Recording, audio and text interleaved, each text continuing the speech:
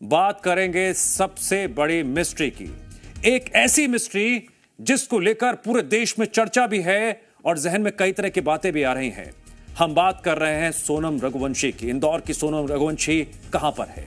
एक ऐसा नाम जो पिछले कई दिनों से सिर्फ सवालों में है। वो कहां है? जिंदा है भी या नहीं? किसी के पास कोई जवाब नहीं।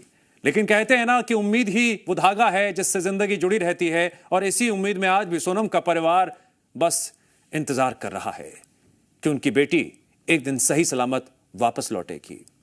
परिजनों ने अब इस मामले की सीबीआई जांच की मांग की है और इसको लेकर प्रधानमंत्री को पत्र भी लिखा है। इंदौर में सोनम के घर के बाहर की तस्वीरें भी आप देख रहे हैं, जिसके जरिए सीबीआई जांच की मांग की जा रही है और पोस्टर लगाए गए हैं। शिलांग से एक बड़ा अपडेट सामने आया है। एक नया सीसीटीवी फुटेज सामने आया है जिसमें सोनम और राजा रघुवंशी एक स्कूटी पर होटल की तरफ जाते हुए दिखाई दे रहे हैं। यह वही स्कूटी है जो लावारिस हालत में बरामद हुई थी। गौर करने वाली बात यह है कि इस फुटेज में सोनम वही रेनकोट पहने दिख रही है जो हाल ही में सर्च ऑपरेशन के दौरान पुलिस को मिला था।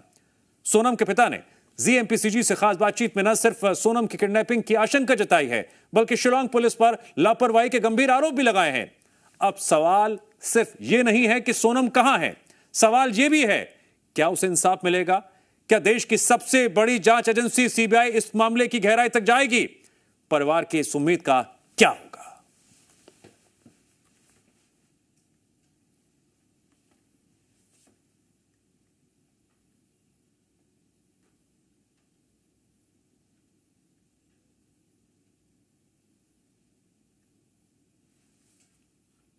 मैं केंद्र सरकार से सीबीआई की मांग कर रहा हूं कि सीबीआई भेजी जाए वहां पे, और सीबीआई जांच करेगी तो वो लोग पकड़ा जाएंगे, वो सोनम मिल जाएगी। सोनम का किडनैप हुआ है, अभी सोनम मरी नहीं है।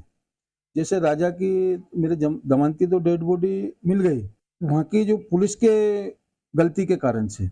अगर जैसे यहाँ से जो बच्चे गए थे, गोविंद और राजा के भाई गए थे, अगर उसी दिन ही पुलिस ऑब्जेक्ट उठा लेती तो राजा की डेड बॉडी नहीं मिलती, वो जिंदा होते आज हमारे बीच में। वहाँ की जो पुलिस के कारण से उनकी डेड बॉडी हमको मिली, तो ये समझिए कहा कि मेरा तो घर ही बर्बाद हो चुका। वहाँ की सरकार से कोई आश्वासन हमको नहीं मिला, ना बच्चे को मिला ना हमको मिला आज तक। माने मेरे बच्चे को भी वहाँ खतरा है, समझिए इस बात के लिए। जब बच्ची मेरी किडनैप हो चुकी, बच्चा मेरा डेड बॉडी मिली एक बच्चे की, तो दूसरे बच्चे को भी होटल वाले ने वहाँ पे क्या बोलते हैं वो फ़ोन लगा के उसको धमकी दिए। आज राजा के भाई को धमकी आई है कहीं से फ़ोन के ऊपर, उनके मोबाइल के ऊपर। तो हमको धमकी की धमकी मिल रही है और हमारी कोई सुरक्षा भी नहीं है।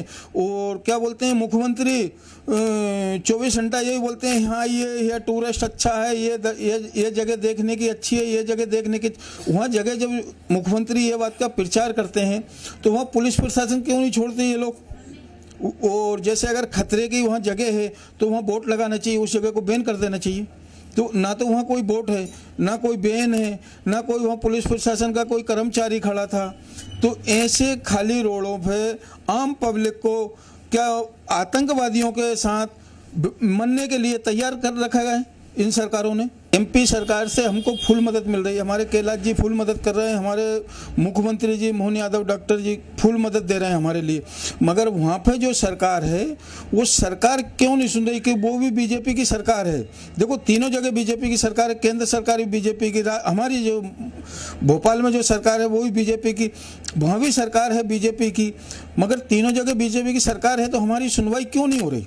अगर अपन समझते हैं कि विपक्ष की कहीं सरकार दूसरे की है, वो आलम टालम कर रही है, तो बीजेपी की सरकार में आलम टालम हो रही है, माने वहाँ सरकार ही बीजेपी की, फिर वहाँ सुनवाई माने ये समझिए कि जैसे अमित शाह जी का ही फोन चल, तो वहाँ का मुख्यमंत्री इतना बड़ा हो गया, वहाँ की जो पुलिस प्रशासन इतनी बड़ी हो गई कि माने मंत्री की बात नहीं सुन रहे वो लोग।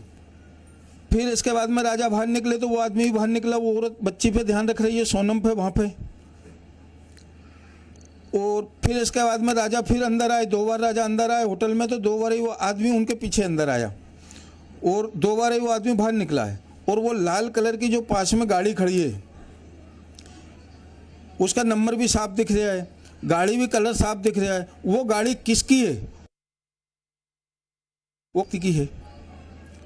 तो इसकी जांच होनी चाहिए ना, ये जांचन का प्रूफ है। हम लोग बोल रहे हैं, पुलिस वाले बोल रहे हैं ऐसा नहीं हो सकता, ऐसा नहीं हो सकता। भैया जो हम बोल रहे हैं उसी लाइन पे चल जाओ। आपका दिमाग काम नहीं दे रहा, आपके दिमाग में भूस भरा है, आपने आंख बंद कर रखी है, कान बंद कर रखे हैं। हम बोल रहे हैं उसी लाइन पे चल जाओ, तो बच्चन का सबूत मिल जाएगा आपको। क्योंकि मैं तो अनपढ़ आदमी हूँ, अंगूठा टेक हूँ, फिर भी मैं बता रहा हूँ इतनी चीज़ें, मेरे को दिमाग में बैठ रही है वो चीज़ें। मगर ये पढ़े लिखे पुलिस वाले कर IPS IG ये क्या कर रहे हैं वो बैठ के? नहीं, वहाँ पे राजा की लाइव लोकेशन जो है उसके द्वारा पुलिस कह रही है, हमने उसको सर्च करा है और जगह राजा की बॉडी मिली है। तो मेरा मानना इसमें यह है, तो जब राजा की मोबाइल की लोकेशन पुलिस कैच कर सकती है, तो उस टाइम पे वहाँ पे कितने मोबाइल एक्टिव थे उससे अभी तक पूछताछ क्यों नहीं की गई है? क्योंकि ये काम पुलिस का था, पुलिस को पहले करना चाहिए थे। तो वहाँ पे ज़्यादा ट्रैफिक भी नहीं है या वहाँ पे ज़्यादा पब्लिक भी नहीं है, जिस रास्ते से निकल रहे थे वो लोग। वो जिस जगह पे बॉडी मिली है उस जगह पे जो हादसा हुआ है उन लोगों ने भी किसने भी किया है, उनके मोबाइल तो होंगे, तो उनकी मोबाइल लोकेशन भी वहाँ पे मिलना चाहिए बाकायदा। और सर्च करके ये तो पता कर सकते हैं वो मोबाइल कितने एक्टिव थे, कौन से मोबाइल एक्टिव थे उस जगह पे। सेम पिन पॉइंट पे कभी सर्च करे पुलिस, तो पुलिस के लिए आसानी होगी राजा को इंसाफ दिलाने में और सोनम को ढूंढने में, जो कि पुलिस ने अभी तक वहाँ पे नहीं करा है। देखिए वहाँ पे जब कॉफ़ी पी थी उन लोगों ने, तो कॉफ़ी जब पसंद नहीं आई तो इन्हें कॉफ़ी फेंकी है। तो हो सकता है वहाँ पे बहस हुई होगी, क्योंकि यहाँ के जो व्यवहार है लोकल लोगों का, उन लोगों को रूटली बात करना पसंद नहीं है किसी की भी टूरिस्ट का। तो रूटली बात करेंगे अपन कभी या उससे कोई बहस करेंगे कभी, तो वो लोग लड़ लेते हैं। ये चीज़ वहाँ पे हम लोग स्वयं देख के आए हैं कि हमारे सामने एक वहाँ पे जो टूरिस्ट था उससे वहाँ पे लोकल जो है वो लड़ रहा था। तो हमने उससे पूछा भी आप क्या हो इस जगह से, तो बोले भी हमने कुछ भी नहीं है, हमने खाली इससे पूछा था तो पैसे किस बात के मंगा रहा है, आपसे घूमने के लिए मंगा रहा है, तो आप मुझे हमको घुमाइए जरा।